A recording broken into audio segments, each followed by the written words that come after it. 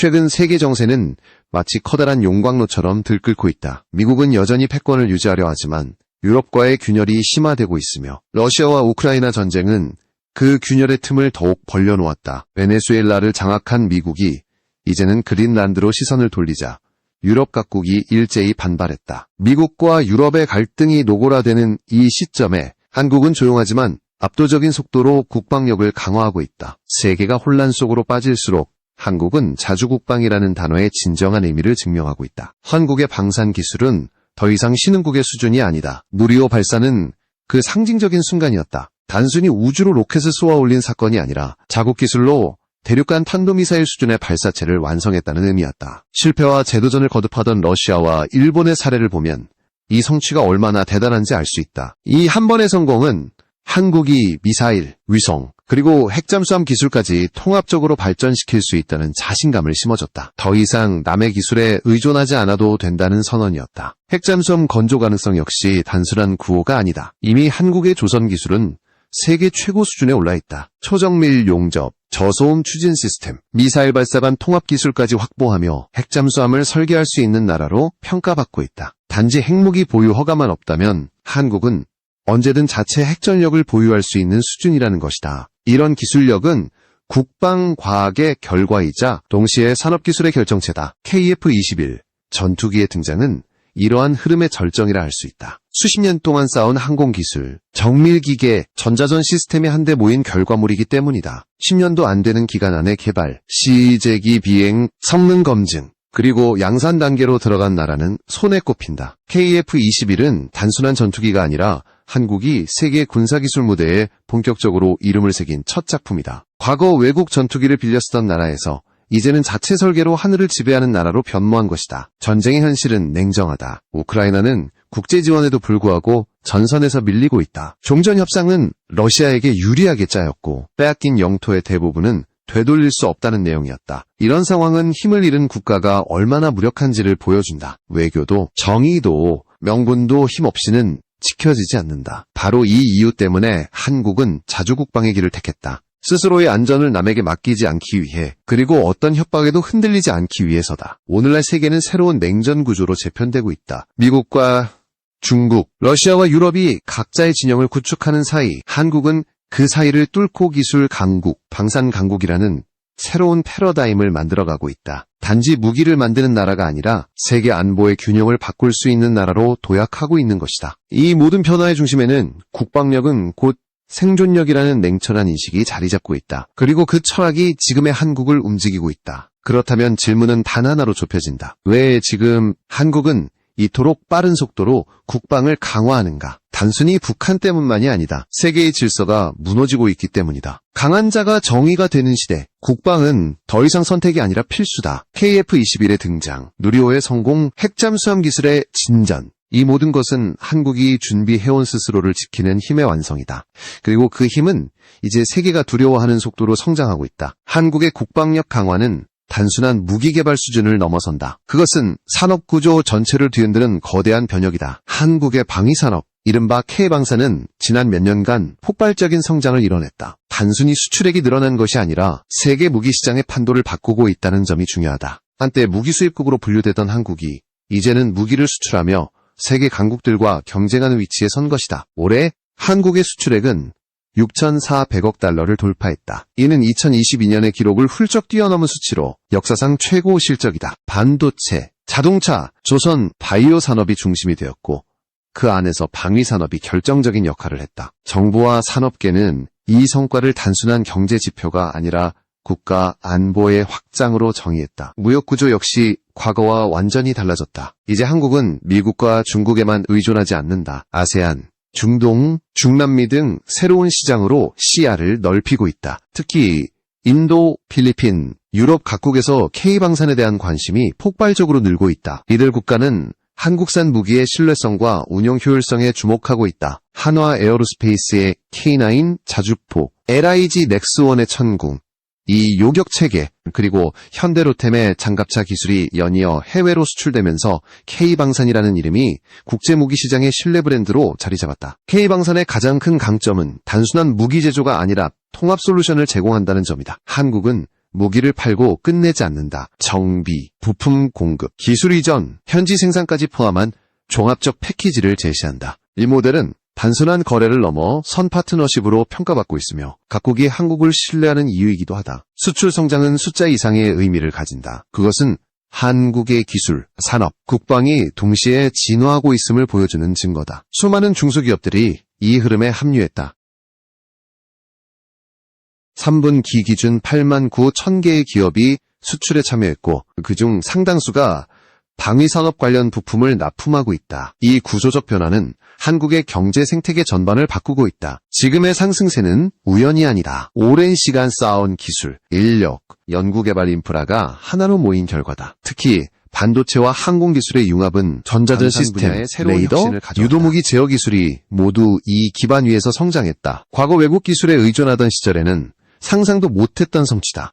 이제 한국은 세계 3대 방산 강국 진입을 현실적인 목표로 두고 있다. 전문가들은 향후 10년 안에 이 목표가 충분히 가능하다고 본다. 이미 한국의 무기체계는 실전에서 검증되고 있으며 기술 신뢰도가 꾸준히 높아지고 있다. 그 증거가 바로 KF-21이다. KF-21은 단순한 전투기가 아니다. 그것은 한국의 방위산업이 세계 무대에서 얼마나 성장했는지를 상징하는 프로젝트다. 한국의 기술력, 인내, 그리고 전략적 사고가 결합된 결정체다. KF-21의 성공은 앞으로 한국이 어떤 길로 나아갈지를 보여주는 방향표이기도 하다. 세계 각국이 무기 수출을 정치적 수단으로 사용하는 시대에 한국은 실력으로 승부하고 있다. 품질로 인정받고 신뢰로 파트너십을 쌓는다. 이것이 바로 K방산의 철학이다. 기술력과 도덕성을 동시에 갖춘 군수 강국. 그것이 한국이 세계에 던진 새로운 정의다. 그리고 그 중심에는 이제 세계의 시선을 사로잡은 전투기 KF-21이 있다. 인도는 지금 세계 무기시장의 중심에 서 있다. 인구 14억 명을 넘어선 초대형 국가이자 국경을 맞댄 중국과의 긴장 관계 속에서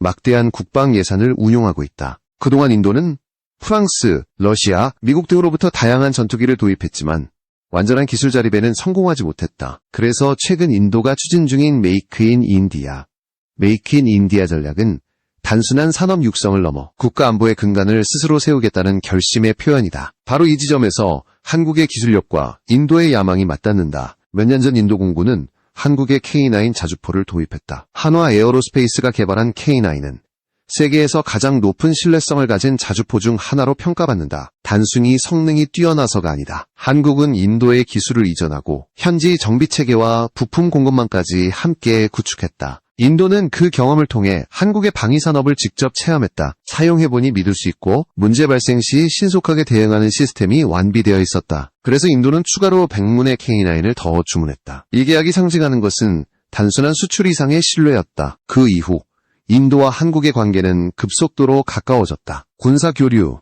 기술협력, 방산전시회 참여 등 다양한 채널에서 두 나라의 협력폭이 확대되었다. 특히 인도 공군 참모총장이 최근 한국을 조용히 방문했다는 사실이 알려지면서 양국 간의 전략적 대화가 본격화되고 있다는 해석이 나왔다. 중국 언론은 이를 즉각 보도하며 인도가 KF-21 도입을 논의 중이라고 주장했다. 이 소식은 아시아 전역을 흔들었다. 중국의 반응은 격렬했다. 인도가 KF-21을 들여오면 국경 지역의 공군력 균형이 완전히 바뀔 수 있기 때문이다. 이미 K9 자주포가 국경 인근에 배치된 상황에서 KF-21까지 인도 공군에 추가된다면 중국 입장에서는 결코 가볍게 넘길 수 없는 위협이다. 실제로 중국은 자국 언론을 통해 KF-21의 성능을 폄하하며 아직 완전한 스텔스 전투기가 아니다라고 주장했다. 하지만 이런 반응은 오히려 인도의 선택이 얼마나 현실적이고 위협적인지를 증명하는 셈이었다. 인도 내부의 분위기도 달라졌다. 주요 언론과 군사 전문가들은 하나같이 인도가 선택할 수 있는 가장 합리적 전투기는 KF-21이라고 평가하고 있다. 가격, 유지비, 작전 효율성, 그리고 무엇보다 운용의 유연성에서 KF-21은 완벽한 균형점을 찾았다. 미국의 F-35는 너무 비싸고 정치적 조건이 복잡하며 프랑스의 라팔은 기술 이전이 제한적이다. 하지만 KF-21은 가격 대비 성능, 기술 협력 구조, 유지 관리 편의성에서 모두 앞선다. 인도가 이 전투기를 현실적인 선택지로 평가하는 이유다. 현재 인도 공군은 라팔 32여대로 전력을 유지하고 있지만 빠르게 노후화되는 기체를 대체해야 하는 시점에 이르렀다. 인도 국방장관은 공식적으로 앞으로 최소 200대 이상의 신규 전투기가 필요하다고 언급했다. 이 말은 인도가 대규모 차세대 전투기 도입을 준비하고 있음을 암시한다. 그리고 그 유력 후보로 떠오른 것이 바로 KF-21이다. 인도의 관심은 단순한 구매 의사를 넘어선다. 그들은 KF-21을 자국 내에서 공동 생산하거나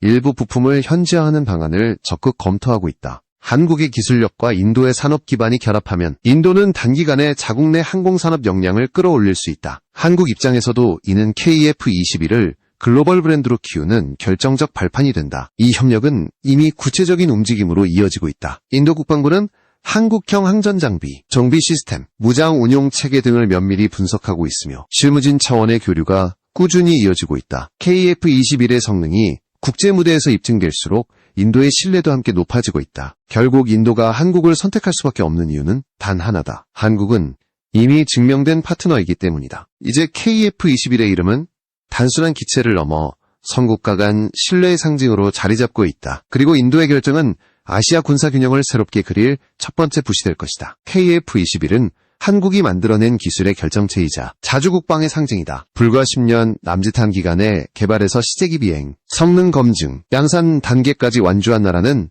거의 없다. 그 과정에서 한국은 항공기 설계, 복합 소재, 전자전, 유도무기 등 핵심 기술을 완전히 내재화했다. 과거 외국 전투기를 수입해 운영하던 나라가 이제는 직접 개발한 전투기로 하늘을 지배하게 된 것이다. KF-21의 개발은 단순한 군사 프로젝트가 아니었다. 그것은 국가산업 전반의 역량을 총동원한 도전이었다. 항공기 제작에는 수천 개의 부품과 정밀 공정이 필요하다. 엔진, 항전 장비, 레이더, 유도무기 등 각각의 요소가 완벽하게 조화를 이루어야만 전투기가 완성된다. 한국은 이 모든 과정을 자체 기술로 통합하는 데 성공했다. 특히 설계 단계부터 실전 운용까지 모든 과정을 독자적으로 수행한 점이 높이 평가된다. 물론 한계도 있었다. KF-21 블록 1에는 미국산 F414 엔진이 탑재되어 있으며 이는 미국의 ITAR 규제 아래에 있다. 이 규제는 미국산 부품이 포함된 무기를 제3국에 수출할 때 반드시 미국의 승인을 받아야 한다는 조건이다. KF-21의 글로벌 수출은 미국의 정책에 일정 부분 제약을 받을 수밖에 없다는 의미다. 하지만 한국은 이 한계를 정면으로 돌파하고 있다. 바로 엔진의 완전한 국산화다. 한국의 방위산업계는 이미 차세대 전투기용 터보팬 엔진 개발에 착수했다. 한화 에어로스페이스와 국방과학연구소가 공동으로 추진 중인 이 프로젝트는 1950도 고온 환경에서 견딜 수 있는 신소재 기술과 정밀한 압축기 설계를 통해 세계적 수준의 성능을 목표로 하고 있다. 만약 이 엔진이 성공적으로 개발된다면 한국은 미국, 러시아, 프랑스에 이어 전투기용 터보팬 엔진을 자체 생산할 수 있는 네 번째 국가가 된다. 이는 단순한 기술 진보가 아니라 전략적 독립의 선언이다. KF-21의 또 다른 핵심은 무장 시스템이다. 국방과학연구소는 이 전투기에 완벽하게 호환되는 국산 무장 플랫폼을 구축하고 있다. 단거리 공대공 미사일, 장거리 유도 폭탄, 공대지 미사일까지 모든 무기가 능동형 AESA 레이더와 완벽히 연동되도록 설계되었다. 실전 테스트에서는 다양한 고도와 속도 조건에서 무장이 정상적으로 분리되고 표적을 정확히 타격하는 성과를 보였다. 이는 단순한 기술 시연이 아니라 실전 운용을 전제로 한 검증이었다. 이러한 무장 시스템의 완전한 통합은 한국의 항공전력 수준을 근본적으로 바꾸어 놓았다. 과거에는 외국산 무기에 의존해왔다면 이제는 전투기와 무장을 모두 자국에서 설계하고 생산할 수 있다. KF-21은 단지 비행기가 아니라 공중 전투 플랫폼이다. 전자전, 정찰, 타격 임무까지 모두 수행할 수 있는 다목적 전투기다. 한국은 이 기체를 통해 미래 전장의 패러다임을 선도하고 있다. KF-21이 주목받는 이유는 또 있다. 그것은 기술력의 성장 속도다. 불과 10년 전만 해도 한국이 전투기를 자체 개발한다는 말에 회의적인 시선을 보내던 이들이 많았다. 그러나 지금은 상황이 완전히 바뀌었다. 시제기 6대가 모두 성공적으로 시험 비행을 마쳤고 블록 2 개발 역시 차질 없이 진행되고 있다. 한국은 이미 완전한 양산 체계로 진입했으며 향후 블록 3단계에서 스텔스 성능을 강화할 계획이다. 이러한 발전 속도는 세계 군사 전문가들에게도 충격이었다. 미국과 유럽의 분석 기관들은 한국이 10년 만에 30년의 기술 격차를 따라잡았다고 평가했다. 이는 단순한 산업적 성취가 아니라 한국과의 전략적 도약을 의미한다. 한국은 더 이상 기술 종속국이 아니다. 오히려 다른 나라들이 한국의 기술을 주목하고 배우려 하고 있다. 지금의 KF-21은 한국이 어떤 나라로 변했는지를 보여주는 상징이다. 외국의 허락을 받아 무기를 도입하던 나라에서 이제는 자국의 설계로 세계 시장을 움직이는 나라로 성장했다. 그 중심에는 우리 손으로 만든 무기라는 자부심이 있다. KF-21은 단순한 전투기가 아니라 한국의 기술력, 산업력, 그리고 국가 의지의 결정체다. 그리고 그 상징은 이제 세계가 주목하는 현실이 되었다. 인도와 한국의 협력은 이제 단순한 거래 관계를 넘어선 전략적 동맹의 형태로 발전하고 있다. 인도는 오랫동안 방산 자립을 국가적 목표로 내세워왔다. Make in India, Make in India. 아트마니르 바르 바라트, 에트메너 바르 바랏.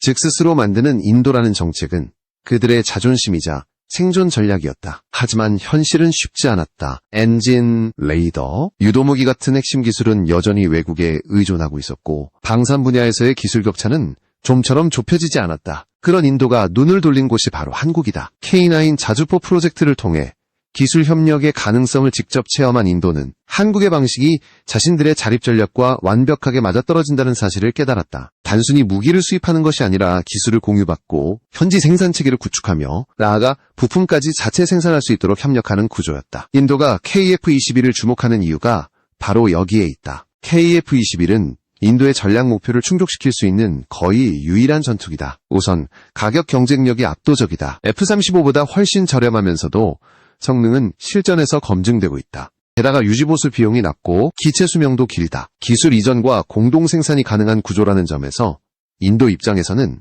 최고의 선택이다. 이런 이유로 인도 내부에서는 이미 KF-21을 차세대 주력기로 검토하는 목소리가 높아지고 있다. 인도 국방부는 공식적으로 200대 이상의 신규 전투기 도입 계획을 밝히며 다국적 제조사들과 협상을 진행 중이다. 하지만 정치적 조건, 비용 문제, 기술 제한 등으로 인해 다른 후보들은 현실적인 한계에 부딪히고 있다. 반면 KF-21은 실질적인 대안으로 부상했다. 인도의 대기업 타타, 마힌드라, 아다니 그룹 등은 이미 한국과의 기술 협력을 전제로 내부 논의를 시작한 상태다. 공동 생산을 통해 자국 내 일자리를 창출하고 동시에 항공기 부품 산업을 성장시키려는 전략이다. 한국 역시 인도를 전략적 파트너로 본다. 인도 시장은 규모가 크고 성장 속도가 빠르다. KF-21이 인도에 수출되면 단순히 수익을 넘어 한국이 글로벌 전투기 시장에서 확고한 위치를 차지하게 된다. 게다가 인도와의 협력은 중국을 견제하는 효과까지 있다. 인도는 중국과의 국경 갈등을 완전히 해소하지 못했기 때문에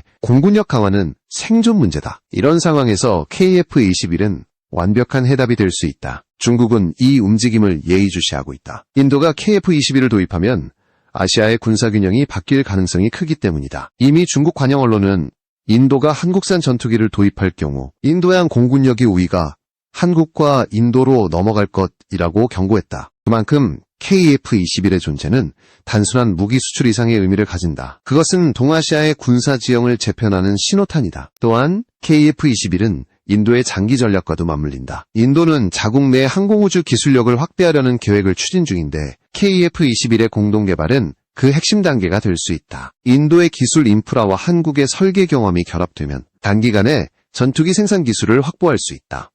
이는 인도의 국방 자립 목표를 앞당길 뿐 아니라 한국에게도 새로운 기술적 시너지를 제공할 것이다. 양국 협력의 또 다른 장점은 실전 경험의 공유다. 인도는 다양한 전장 환경에서 실제 작전을 수행한 경험이 풍부하고 한국은 첨단 기술과 관리 체계를 갖추고 있다. 두 나라의 결합은 단순한 산업 협력이 아니라 실질적인 전투력 강화로 이어진다. 이런 의미에서 KF-21 프로젝트는 아시아형 군사동맹의 출발점이 될 수도 있다. 지금 인도의 군 현대화는 그야말로 폭발적인 속도로 진행되고 있다. 대규모 병력, 광대한 영토, 복잡한 국경 환경 속에서 인도는 기술력과 속도를 동시에 요구한다. 그리고 그 요구를 가장 정확하게 충족시킬 수 있는 파트너가 바로 한국이다. 인도는 이제 더 이상 수입국이 아니라 공동개발국이 되려 한다. 한국 역시 단순한 공급자가 아니라 미래를 함께 설계하는 동반자로 나아가고 있다. 이제 인도와 한국은 서로에게 전략적 거울이 되었다. 하나는 인구 대국의 시장, 다른 하나는 기술 강국의 노하우. 두 나라의 만남은 단순한 협력이 아니라 아시아의 새로운 힘의 축을 만들어내는 역사적 사건이다. KF-21이 그 중심에 있다. 중국의 반응은 예상보다 훨씬 민감했다. KF-21의 시제기가 연속 비행에 성공하고 블록 2 개발이 순조롭게 진행된다는 소식이 전해지자 중국 관영 언론은 즉시 대응했다. 인도가 한국산 전투기를 실전 배치를 전제로 검토하고 있다는 분석을 내놓으며 경계심을 감추지 못했다. 왜냐하면 KF-21의 등장은 단순한 기술적 사건이 아니라 아시아의 군사균형 자체를 흔들 수 있는 변수이기 때문이다. 중국은 자국의 제-20을 중심으로 스텔스 전투기 강국이라는 이미지를 유지하려 하지만 KF-21의 등장으로 그 프레임이 흔들리기 시작했다. 일부 중국 전문가들은 여전히 KF-21을 미국 기술 없이는 불가능한 조립품이라고 폄하하지만 점점 더 많은 국제 분석가들이 한국은 이제 독자적인 기술력을 확보했다고 평가하고 있다. KF-21은 단순히 부품을 조립한 기체가 아니라 수십 년간 쌓아온 연구와 개발 그리고 산업 역량이 결합된 결과물이기 때문이다.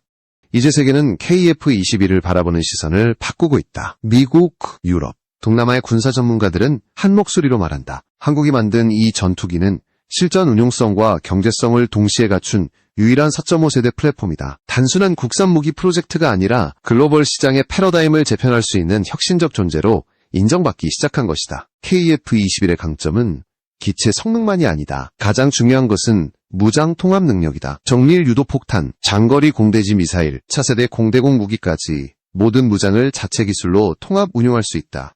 여기에 한국산 AESA 레이더와 전자전 시스템이 완벽히 연동된다. 이는 단순한 조립이 아니라 복합 무기체계 기술을 완전히 확보했다는 명백한 증거다. 실제로 실험 결과는 인상적이었다. 다양한 고도와 속도 조건에서도 무장이 정확히 분리되고 목표를 정밀 타격하는 성과가 보호되었다. 이제 KF-21은 아시아를 넘어 중동과 유럽으로 시야를 확장하고 있다. LIG 넥스원은 중동 최대 해양 방산 전시회인 DIMDX 2026에 참가해 한국형 통합항공망을 선보일 예정이다. 천궁, 이 중거리 요격체계, 장거리 고고도 요격 시스템, SAM, 그리고 신형, 휴대용 대공 무기까지 저고도에서 고고도까지 전 구간을 커버하는 방어 솔루션이 준비되어 있다.